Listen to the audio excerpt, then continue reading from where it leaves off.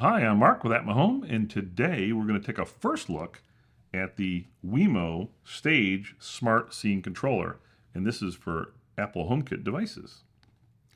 So it comes with directions, very nicely put together directions here, how to set it up. And this is the device. So this is kind of interesting.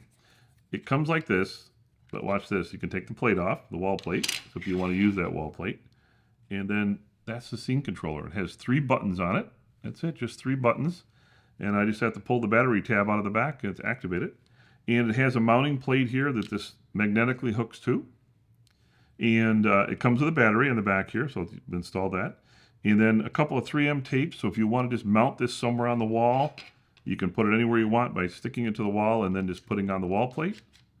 Or the other thing you can do is you can actually take this, and you notice it has the screw holes in it, and you can actually hook this to the back of a regular wall plate. So for example, if you have a wall switch, you can buy a wall switch to plate cover that covers 2 switches, and put this onto the back of that wall plate. Then you've got yourself covered all on that one wall switch. So that's it. That's pretty much it for the Wemo Stage Smart Scene Controller.